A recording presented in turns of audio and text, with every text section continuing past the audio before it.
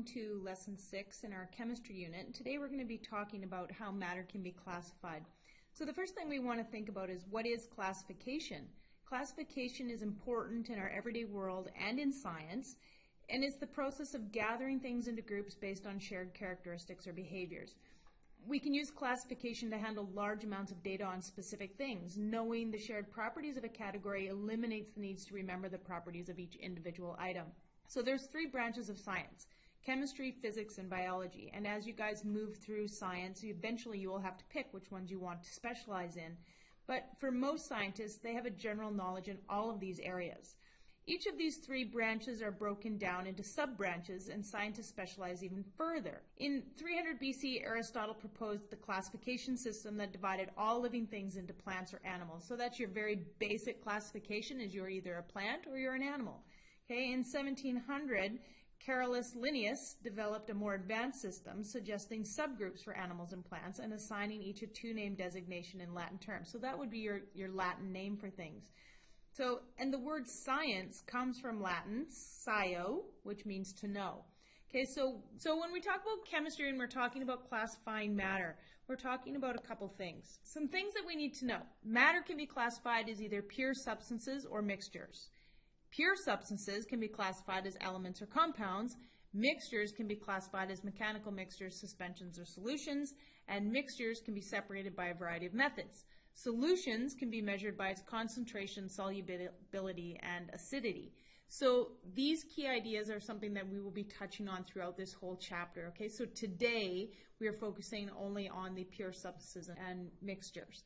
So as we know and as we remember from previous lessons, that matter is made up of tiny particles.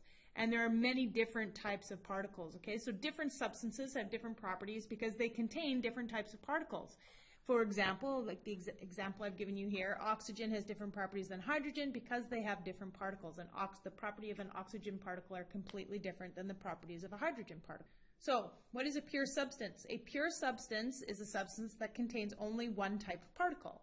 So there are millions of pure substances in the world, but they're very, very hard to find in nature because they tend to mix with other substances. And one of the best examples is that water is considered a pure substance. However, you can go to the cleanest, most remote part of the world to find somewhere that humans have never been and sample the water there, and it is still going to have something else in it, dissolved minerals or something that's going to have to be purified out to be completely pure.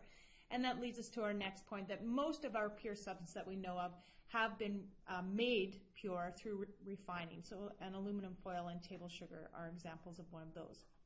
Mixtures then contain 2 or more pure substances. So they can be any combination of solids, liquids, and gas. Now things like bread, soda, soup, granola, cereal, all of those things are considered mixtures, okay? Not all mixtures are identical though, because they may have different amounts of different types of particles in them. So what that means is that you can make the same type of bread twice, okay? So you put all of the ingredients, all of your different pure substances into that mixture and you make a loaf of bread. And then you do it all again. You're not going to be able to make it exactly the same every time. Therefore, they're going to be, maybe there's a little bit more yeast in the first loaf than there is in the second loaf, or there's a little bit more sugar in the second loaf than there is in the first loaf.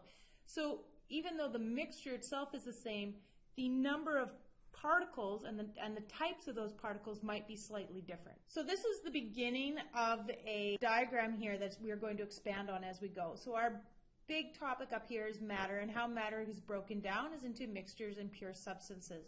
Now remember that pure substances are just one type of particle. So when you're looking at a pure substance, all of your particles are going to be exactly the same.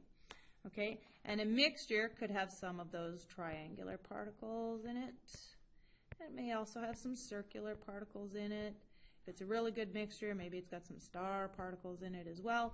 But all of these properties from all of these particles are still identifiable. You can still take this mixture apart and see the properties of the star and see the properties of the circle and see the properties of the triangle. Okay, so they haven't changed. The substance, the particles, the mixture itself are containing all of these particles, and their properties of those particles aren't changing. Okay, so that's your mixture and your pure substances. We will be talking a little bit more about this in class, and again, we will be carrying on for this in later lessons.